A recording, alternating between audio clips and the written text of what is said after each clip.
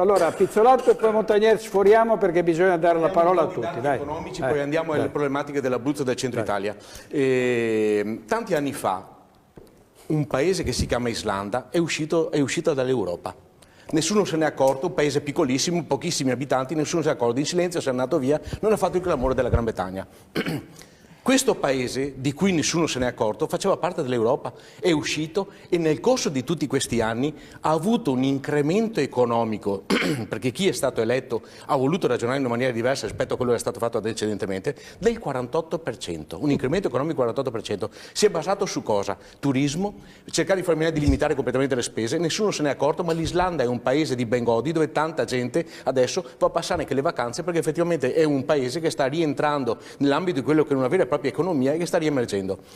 L'Inghilterra è uscita dalla Brexit, una disperazione, una disfatta, non si sapeva nemmeno cosa potesse accadere. JP Morgan e tanta altra gente, pochissime settimane fa hanno detto vi chiediamo scusa, non pensavamo una cosa del genere, l'Inghilterra sta addirittura riemergendo completamente, addirittura sta aprendo le frontiere per nuovi posti di lavoro, sebbene avremo problemi ad andare in Inghilterra con passaporti con questo genere.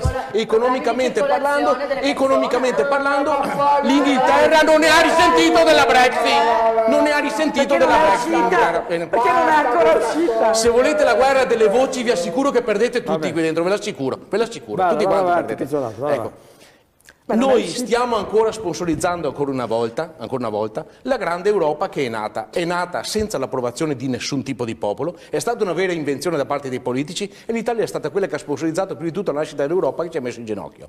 Stiamo dando tantissimi soldi senza avere un ritorno adeguato, tutti si sono accorti che il nostro paese è sempre stato zitto, in silenzio, soprattutto con l'ultimo governo e non abbiamo assolutamente portato a casa nulla. Perché dico questo? Non sto dando la colpa a Renzi o sto dando la colpa all'ultimo governo, dico solamente che non siamo mai stati tenuti in considerazione né sotto il problema economico, né sotto il problema dell'immigrazione, né adesso quello che sta succedendo. Tutti ci chiedono i conti a posto, tutti ci danno dei momenti e dei periodi dove rimettere a posto completamente i conti, non ci sono soldi per dare una mano agli italiani, non ci sono soldi per dare una mano ai veneti, non ci sono soldi per dare una mano al centro Italia.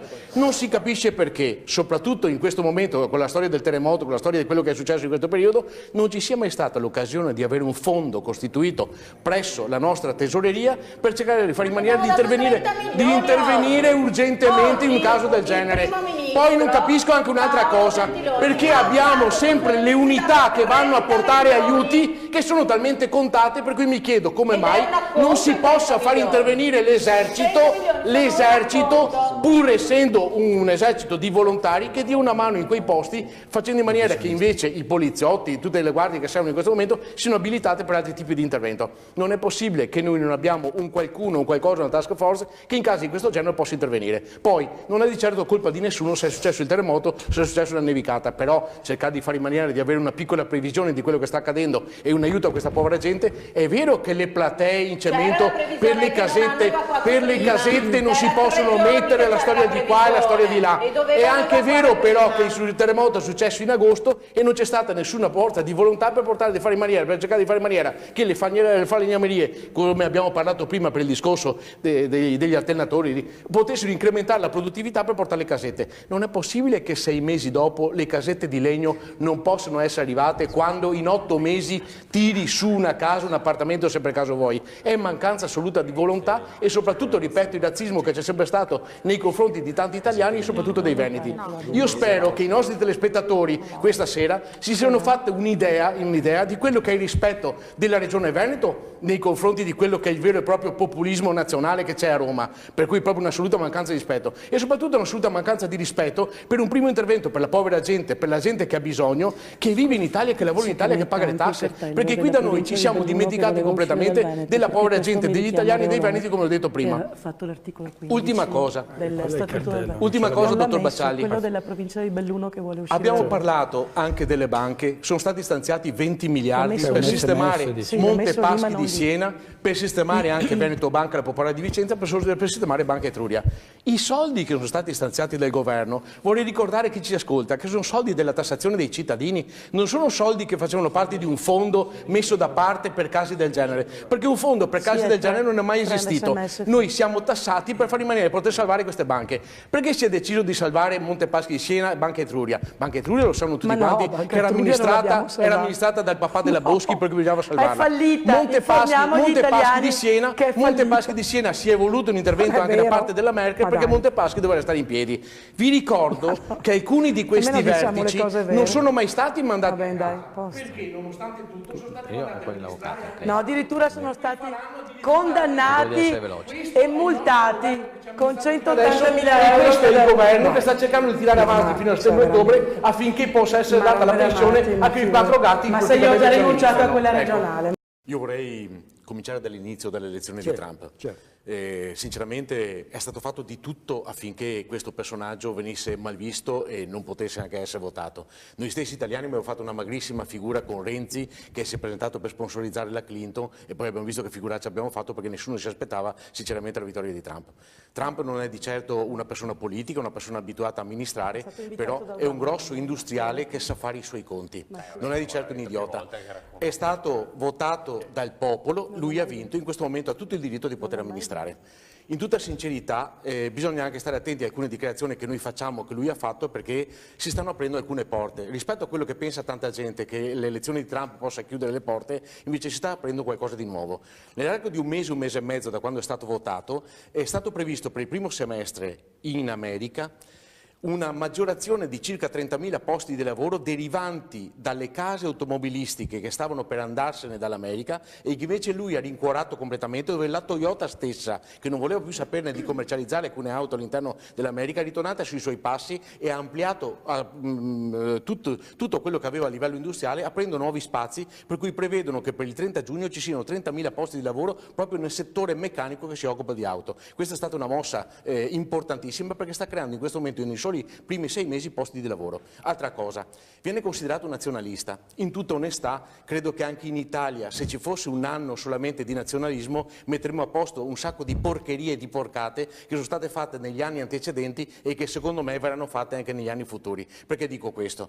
Lui vuole pubblicizzare e sponsorizzare soprattutto i prodotti nazionali, i prodotti della sua America. È il paese più potente del mondo e secondo me non ha tutti i torti. Parlando anche un po' di economia, visto che noi invece cosa che abbiamo fatto? Con la grande Europa abbiamo aperto completamente le frontiere, dobbiamo fare in maniera di aiutare tutti quanti, diamo più miliardi all'Europa rispetto a quelli che ci tornano indietro, siamo notevolmente in difficoltà perché siamo considerati un paese di terza categoria, non più di serie B, perché siamo stati declassati da tutte le maggiori agenzie di rating a livello nazionale e a livello internazionale, per cui mi chiedo certe volte come facciamo ancora a credere in questa grande Europa che non vale assolutamente nulla e che ci ha solo e esclusivamente penalizzato, come sta facendo adesso con le banche, che fa in maniera di poter comprare le banche nostre per dare l'ultimo colpo di coda, diciamo, a quello che è un paese che è diventato un paese africano, ormai un paese africano. Altro passaggio. Non è stato di certo bello che tutta la gente pensasse che Trump non potesse essere eletto, perché ognuno delle persone che esistono al mondo deve avere assolutamente un'opportunità e una possibilità. Lui l'ha avuta, ha vinto e adesso tutti zitti e muti. Bisogna dire anche un'altra cosa,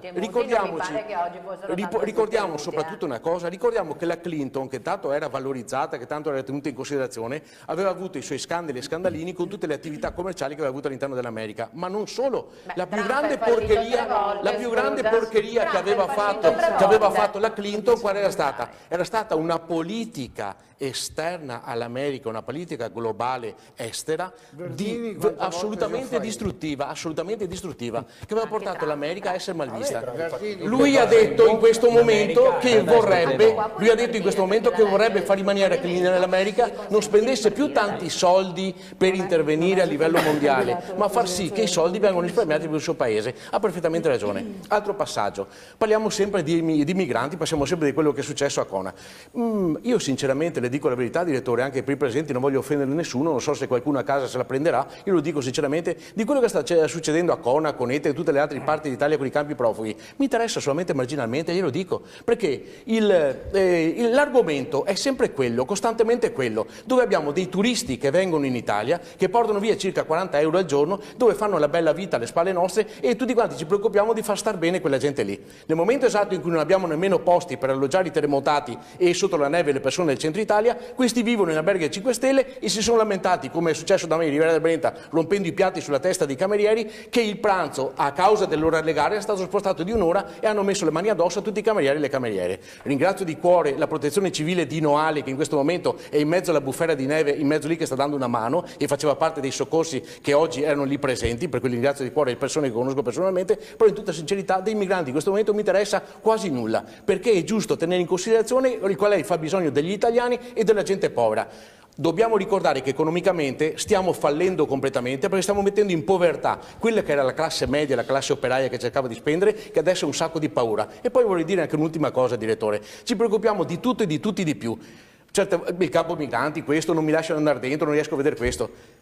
Siete mai andati o avete visto gli articoli sui giornali, sui maggiori quotidiani che hanno parlato un giorno, 2 giorni, 3 giorni, 4 giorni che sotto il grande ponte nella zona industriale di Padova ci sono 200 papà separati che vivono con i sacchi a pelo e sotto i cartoni? Lo sapete come fanno a vivere quelli lì? Ogni mattina cercano di trovare lavoro, di partire per andare a lavorare e 5 di loro si fermano sotto quel ponte. Sapete perché 5 di loro a rotazione si fermano sotto quel ponte? Per fare in maniera di tutelare il sacco a pelo, la cucina da campo, il loro fornelletto dagli immigrati che andrebbero lì e porterebbero via tutti. Allora loro con delle piccole mazze, delle cose perché non sono di certi armati, cercano di fare in maniera di tutelare il loro mini albergo e questi sono italiani caduti in povertà e in disgrazia perché qualche magistrato l'ha messo in mezzo alla strada e bisogna ricordarle queste cose, dirle e avere anche il coraggio di dirle queste cose qui davanti a chi ci sta ascoltando e bisogna ricordare anche che questi papà hanno una priorità rispetto a quelli che portano a casa i 40 euro al giorno e che questa gente italiana